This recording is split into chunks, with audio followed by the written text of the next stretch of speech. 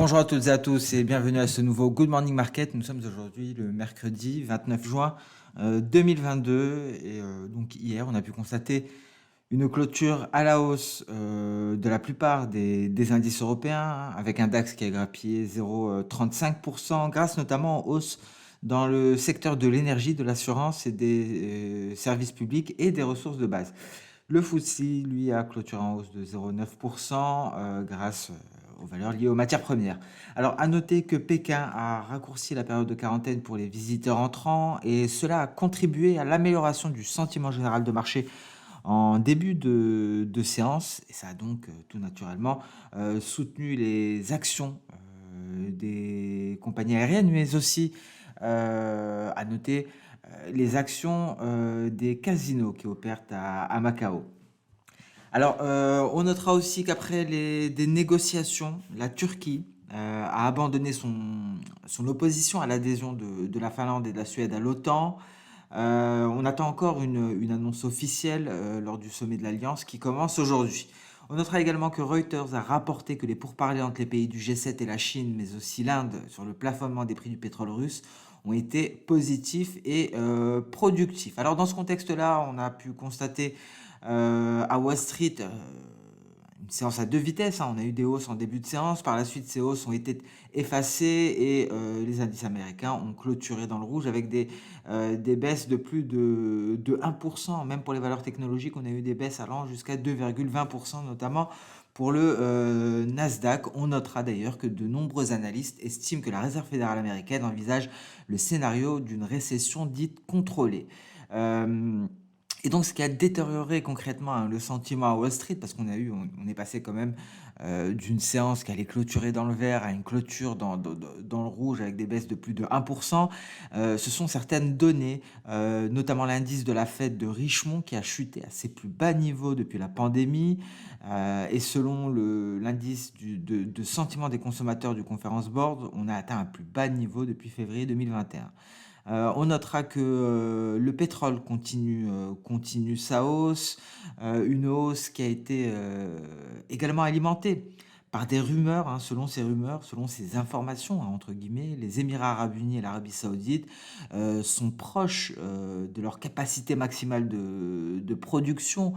Souvenez-vous, les opérateurs comptent, et les États-Unis également. Joe Biden compte sur l'Arabie saoudite et les Émirats arabes unis pour augmenter la production et apaiser quelque peu les tensions qui pèsent sur le marché pétrolier. Et il y a des doutes quant à leur capacité à augmenter davantage la production, car ces pays seraient près de leur capacité maximale.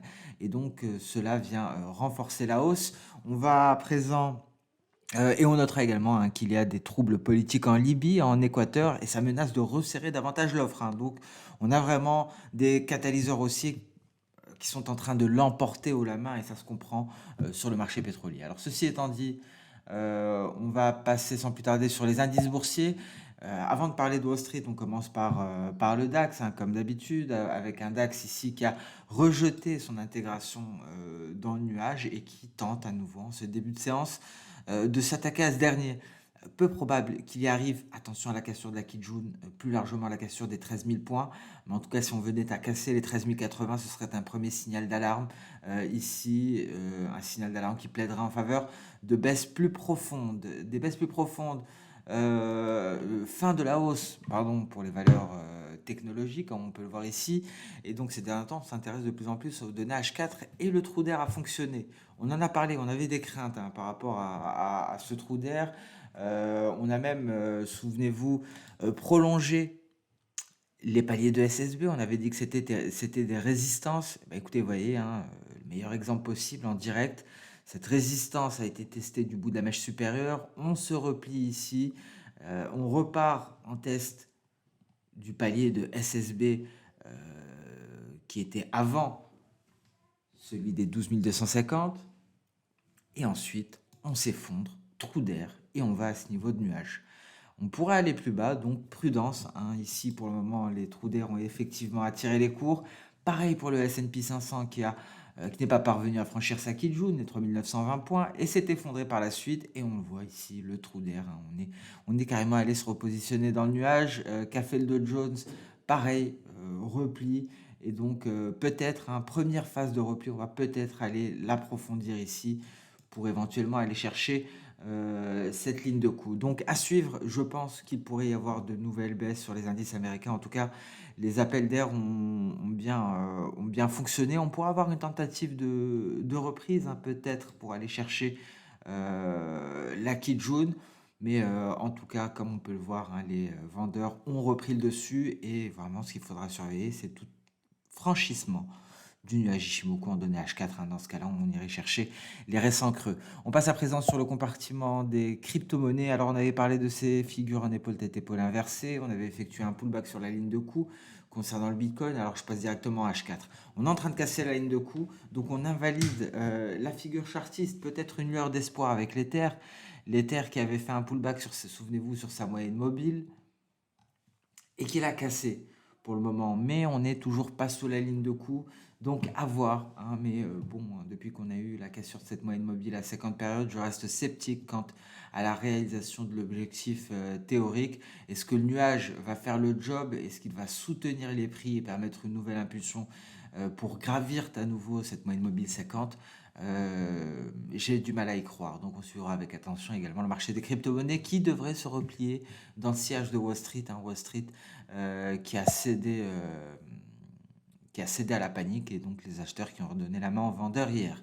Sur le compartiment des matières premières, alors l'or RAS, on est toujours en train de se replier de manière plutôt régulière avec un signal de vente Ishimoku toujours largement d'actualité, un premier objectif aux alentours des 1807 et un objectif ultime aux alentours des 1787 dollars l'once. Beaucoup d'analystes sont haussiers, j'ai du mal à y croire, je vois ce nuage journalier ici et l'incapacité de se hisser au-dessus du nuage H4 en plus du signal Ishimoku qui a été validé. Pétrole WTI. Alors je vais retirer l'USD4 pour plus de clarté. Et donc ici on est face à la résistance ultime, les 112,60 $. C'est la Kijun en palier. Il faut la franchir pour espérer une poursuite haussière. En tout cas, le signal Ishimoku d'achat a été validé. Il reste peut-être seulement la borne supérieure de ce canal aussi à franchir parce que oui, il faut dire que la Greenspan réagit également aux éléments chartistes que l'on a tracés. Donc c'est très haussier pour le pétrole, rien d'autre à dire. On attendra peut-être un franchissement de la Kijun pour entrer en position ou éventuellement ici en donné H4, on peut attendre une sortie de nuage, mais on pourra avoir par la suite les cours pourraient marquer le pas aux alentours des 113,30. Alors un mot sur le blé qui tient toujours sur cette zone de support, donc on n'ira pas plus loin, on attend simplement le franchissement du nuage. Un mot sur le coton, alors c'est très intéressant le coton. Ici, la baisse que l'on constate, on a eu une baisse depuis les sommets de plus de 30%, près de 40% de baisse, très mauvaise année pour le coton. Ce qu'il faut savoir, c'est que d'un point de vue saisonnalité, c'est conforme à cette période-là de l'année, alors 40% de baisse depuis les sommets. À cette période de l'année, les prix du coton baissent, mais il faut savoir qu'il y a eu des sécheresses au Texas et donc on devrait avoir les cultures devraient être très décevantes.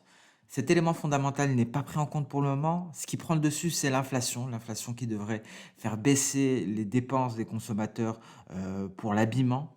Donc c'est ce qui vraiment a pris le dessus sur le marché du coton et donc a fait de l'ombre à cet élément fondamental, ces sécheresses au Texas. C'est un élément qui est haussier. Donc je pense que la hausse pourrait se poursuivre jusqu'à ce creux, le creux du mois de septembre 2021. Je pense qu'à ce niveau-là, on devrait rebondir et on devrait réagir. Les fondamentaux du marché du coton devraient reprendre le dessus sur l'inflation qui impacte les dépenses pour l'habillement. Donc, on va suivre de très près le coton. Vous voyez, il y a de nombreux gaps qu'il faut combler et je pense qu'on va les combler. Celui-ci serait le plus intéressant. On en est bien loin pour le moment, mais ça pourrait arriver. Et avant celui-ci, il y a de nombreux gaps à combler. Et je pense que le coton pourrait vraiment offrir de très bonnes perspectives. On aura tout de même une très grosse résistance, je pense, à ce niveau-là, peut-être du mal à combler ce gap-là aux alentours des 111, parce qu'on aura un nuage journalier à ce moment-là, si on rebondissait aux alentours des 89. Donc on va suivre le coton avec attention, un coton qui baisse, hein, conformément à la saisonnalité, mais une baisse qui est accentuée par l'inflation qui va faire baisser donc les dépenses pour l'habillement. Mais il y a des fondamentaux avec les sécheresses au Texas qui vont entraîner des récoltes décevantes, des fondamentaux qui pourraient reprendre le dessus sur l'inflation. Voilà pour le coton, un point assez rapide sur le sujet. On va voir la force, on va constater la force du billet vert, un billet vert qui rebondit, un billet vert qui est en train de fournir un signal Ishimoku d'achat. Donc autant vous dire que si on venait à casser, si la lagging span venait à casser cette oblique baissière qui relie les différents sommets, on devrait poursuivre pour éventuellement aller chercher les sommets de la mi-juin. Cela permet à l'euro-dollar cela permet à l'euro-dollar, je vais y arriver, de s'éloigner de ce cluster de résistance que l'on avait indiqué. Donc l'euro-dollar est en train de repartir à la baisse, peut-être en direction des 1,04, voire plus bas. Et sur ce, on met un terme à ce nouveau Good Morning Market. Merci à toutes et à tous pour votre fidélité, pour votre attention. Je vous souhaite une excellente journée, un très bon mercredi. On se donne rendez-vous dès demain pour le prochain Good Morning Market. Très bonne journée et à demain. Au revoir.